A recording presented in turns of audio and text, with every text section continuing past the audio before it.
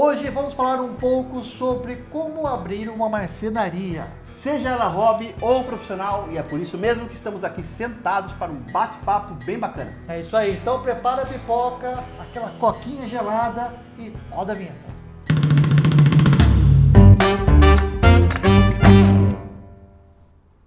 Aí, donzela.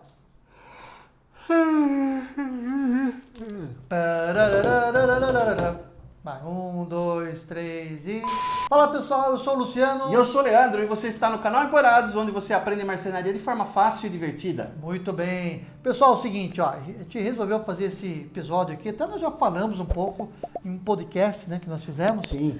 Mas a gente resolveu trazer alguns assuntos novos aqui, que às vezes o pessoal pergunta. Muita gente quando está começando esse hobby ou até quer entrar como profissão na marcenaria, tem dúvidas, né, Leandro? Sim, e a gente está aqui para esclarecer essas dúvidas. Exato. Aí. E também, né, pessoal, quem tiver dúvidas aí, comenta depois aqui nesse vídeo, a gente vai trocando figurinha aí, né? Sim, a gente sempre tenta responder os comentários aí embaixo, então comenta que a gente vai trocando ideia. Legal.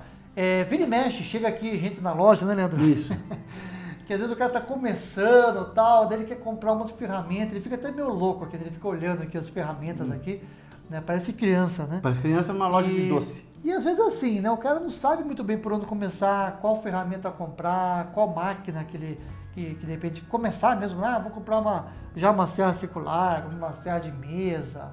Então a gente vai assim explorar um pouco alguns tópicos aí para dar uma clareada aí para você que está começando. Sim, e é por isso que a gente vai começar. O primeiro ponto que a gente quer abordar então aqui é o estudo, o aprendizado, tá? Aquela pesquisa que a gente faz antes de conhecer um assunto a fundo, tá? Então é importante muito que primeiro você procure um curso de marcenaria, tá?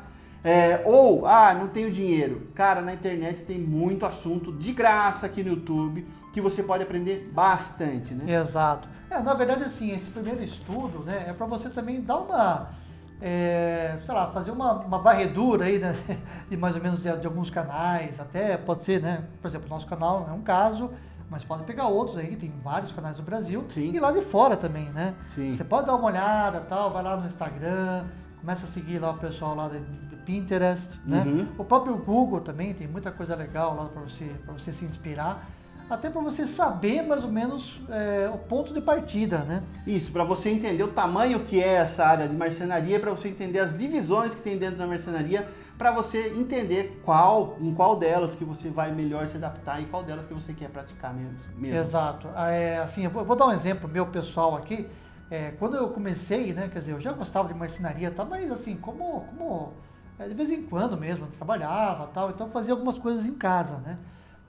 E daí que eu despertou o interesse. Qual que foi o meu start? Realmente pela internet. Comecei a ver vídeo, comprei alguns livros. É verdade. Viajei lá, tal, peguei alguns livrinhos em inglês, tal, não tinha nada, tal, ficava lá só olhando as figurinhas. Tal.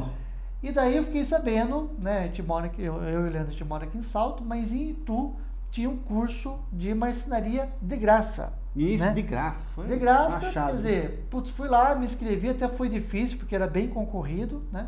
E comecei ali. Então, comecei a fazer um cursinho ali na prática, presencial, e daí eu comecei a perceber algumas coisas, né? Por exemplo, legal, tem máquina maior, tem máquina menor, tem madeira, né? De madeira normal, né? De peroba, tal, tem MDF. Então ali eu comecei a ter um geral ali, né? Isso. Da marcenaria, né? Justamente. E fazendo isso, eu também comecei praticando em casa, sozinho, só que também fiz um curso lá com o Celso, que daí a gente começou junto, né, Luciano? Sim. Com o Celso em São Paulo, né? Em São Paulo também, que ajuda pra caramba. O curso te dá um direcionamento muito bom, né? Do que você vai fazer. Feito isso, passou então a fase do aprendizado. Exato, Que não termina, ela continua para sempre, tá? Você vai sempre aprender. A gente fala que o motivo de a gente fazer vídeos pro YouTube para vocês é porque a gente tá sempre aprendendo também. Exatamente, porque tem muita coisa, né? Tem muitas coisas. Você tem assim a área de, marcenaria de montagem, de móveis, por exemplo. Você tem a marcenaria que é um pouco mais artística, né? Isso. Você trabalha, faz entalhe de repente. Tem a tornearia. Né? Que uma outra parte da marcenaria que uma complementa a outra. E às vezes você não vai conseguir fazer tudo, né? Daí que entra o planejamento, né, Leandro? Exatamente. Né? O planejamento seria o segundo ponto a ser observado então aqui. Puxa, gostei, eu vou querer praticar mesmo. Planejamento. Você vai fazer como hobby? O planejamento, meu amigo, é começar a montar a sua oficina. Não precisa fazer um planejamento muito detalhado. Sim, sim. Mas se você vai começar como profissão, aí você vai precisar de um planejamento mesmo. Para isso, existe o Sebrae, que eu costumo indicar, que é muito bom. O Sebrae tem essa parte de direcionamento do planejamento para novos empresários, para pessoas que estão começando agora o mundo do empreendedorismo. Sim. Infelizmente, né, pessoal, aqui no Brasil nós não temos nas escolas, né, essa formação, né, empresarial, vamos dizer assim. Não, né? não temos. Então, nós temos a escola, então a escola, quando você sai a própria faculdade, né, universidade, você sai cru, né, o cara que faz, sei lá, o cara que se forma em dentista. Sim. Né, ele tem toda a formação técnica, como cuidar do dente, todos os tipos, aparelho e tal, mas como que ele vai ganhar dinheiro? Como que ele vai precificar, como ele vai ganhar dinheiro? Como é que ele vai achar um consultório, alugar, tal. Então, nós não temos aqui no Brasil essa formação. Então, nós temos que buscar fora. Para isso, né, o Leandro falou, tem o Sebrae e tem outros cursos aí, Sim. que é até gratuito e pagos, para você ter uma ideia melhor do que é. Então, precificar, custo, insumo, material, ferramenta, né? Então, tudo isso assim, você tem que aprender. No planejamento que você vai começar a listar os seus fornecedores, Sim. Que você vai descobrir o que você vai fazer, né? como comprar, como colocar preço no seu material baseado naquilo que você já decidiu fazer. É ali que você vai descobrir o que você vai fazer. Móveis, ou você vai fazer, sei lá, objetos de decoração, ou brinquedos, ou alguma outra coisa determinado. Por exemplo, gaiola é uma parte da marcenaria. Que em toda a cidade tem um cara que fabrica gaiola, você pode ter certeza disso. Né? Então você vai ter que definir no planejamento o que você vai fazer para poder descobrir para que caminho você vai tomar. Até porque... fale. Conclua. Não, e para isso a gente puxa por terceiro ponto, que é o que também pergunto muito pra gente aqui. Quais ferramentas comprar? Exatamente. Daí chega num ponto que assim, você já teve ali o despertar da curiosidade, gostou? Despertar da curiosidade. Tá inspirado. Você começa então sabendo um pouco geral da marcenaria. Você ainda não sabe o que você quer fazer. Né? Então você tem que ter esse conhecimento abrangente, né? Que nem a escola. Né? Você vai ter ali matemática, português, física, química, mas ainda você não sabe o que você vai ser quando você crescer. Né? Justamente. Lá na frente que você descobrir, poxa, legal, eu tenho mais aptidão para matemática. Poxa, eu quero ser físico, quero ser músico, sei lá, o cara é mais da parte de artes, né, por exemplo, humanas, né? Então a marcenaria é a mesma coisa, você dá um geral ali, né, conhece todas as áreas, né, da marcenaria, e depois desse terceiro passo, você já tem uma ideia do que você quer fazer. Isso, justamente para não comprar ferramentas que não vão ser desnecessárias. Exato. Porque tudo é custo, né, pessoal? Tudo é custo. Você vai, por exemplo, nós temos aqui uma plana elétrica. Quantas vezes nós usamos? 2. Fiquei com vergonha. Eu usei uma vez, na verdade, na minha porta em casa, que estava ali raspando ali, eu tive que soltar a porta e daí eu achei mais fácil, porque a planinha elétrica é bem fininho. Mas assim, usei muito pouco, então foi um investimento, usei uma vez, 2 vezes, mas não precisava. Não. Né? Então, nessa hora, você já vai ter uma ideia, na real, que você precisa comprar. Para você também poder levantar a verba, porque às vezes você vai precisar, por exemplo, se for começar a empreender, às vezes você vai precisar de um dinheiro emprestado, seja de familiares, de amigos ou do banco. Exato. Então você tendo ideia do que você vai precisar realmente, você vai pagar mais fácil, vai pagar mais motivado e vai pagar com resultado. Então Você vai começar a aprender que o empréstimo, às vezes, é um impulsionamento para o seu negócio e não um gasto, que muita gente pensa que empréstimo é um gasto. Mas se você souber fazer esse empréstimo, vai ser um direcionamento muito bom para sua carreira. Assim, eu falo sempre o seguinte, é um investimento com sabedoria. Com sabedoria. Né? Então você não vai pegar lá, porque assim, vontade de comprar tudo nós temos, né? Sim. Então você entra numa loja, você quer comprar tudo, mas não. Então vamos lá, pensa no que você vai fazer. Por exemplo, vamos exemplificar aqui que acho que fica mais fácil, Leandro. Eu vou fazer montagens de móveis. Poxa, eu quero fazer móveis personalizados, quero fazer closet, quero fazer gabinetes e tal. Então você vai ter que ter uma linha um pouco mais para MDF. Sim. Né? Acessórios, gabaritos. Então todo o seu insumo, né, vai ser para essa área. E daí você tem 2 pontos, 2 caminhos, que inclusive nós já falamos aqui. Né? O que eu faço? Eu invisto nas máquinas para poder fazer o corte, fazer ali a colagem da fita de bordo, né? Tudo, ou eu terceirizo essa parte. Né? Que daí eu tenho uma estrutura um pouco mais enxuta. Então, daí cabe cada um decidir. Porque justamente não é só a compra das ferramentas, é a escolha do lugar que você vai trabalhar também. Não, a forma, né? Na verdade. A forma Como é que eu vou trabalhar? Eu só vou montar? Não, eu quero fazer tudo, desde o comecinho do projeto, cortar, tal, não sei o que, até entregar na casa do cliente. Justamente, mas essa é a opção. Por isso que eu estou falando, baseado nisso também, você vai descobrir o tamanho do lugar que você vai precisar para trabalhar. Sim. Porque se você falar, não, eu vou ter que cortar a chapa inteira e desdobrar ela, você vai precisar de um galpão bem grande para poder estocar as chapas. E de funcionários. E funcionários para fazer todo esse serviço.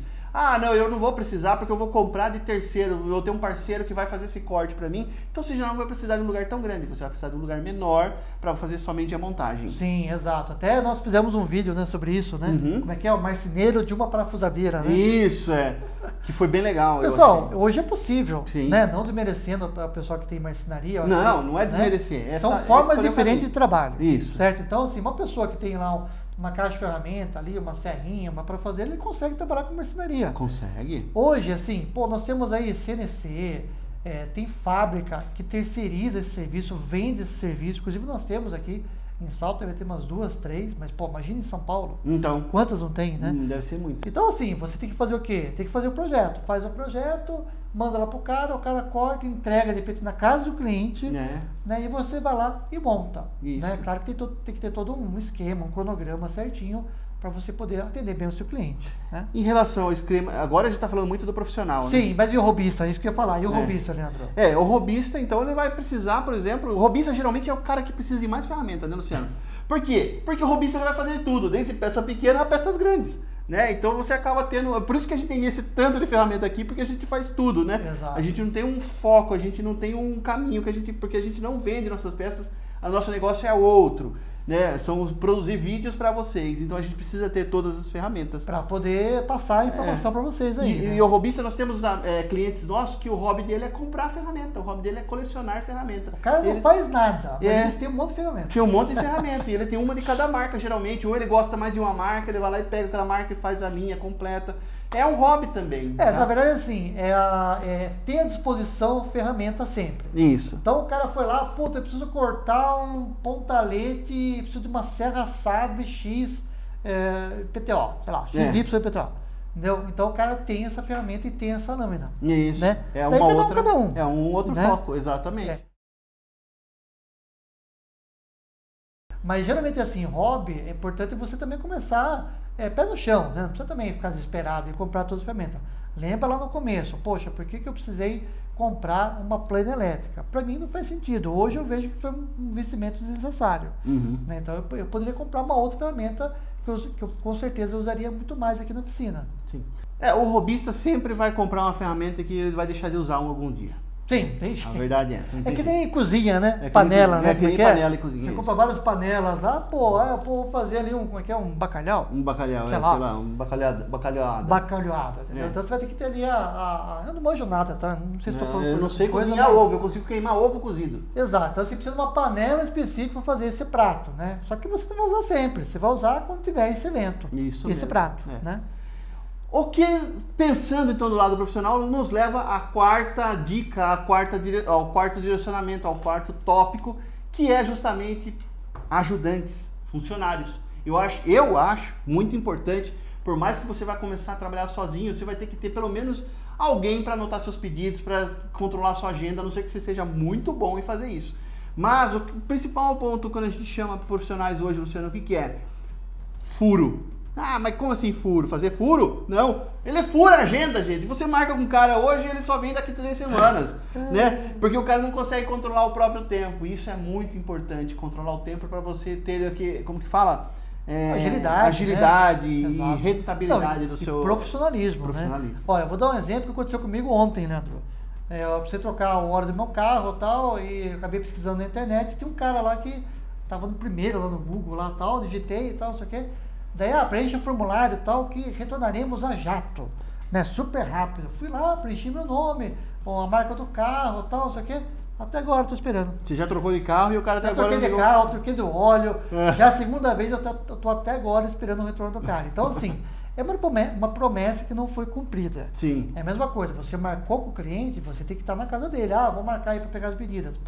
Marca o horário certinho, atrasou 10 minutos, 15 minutos, ok.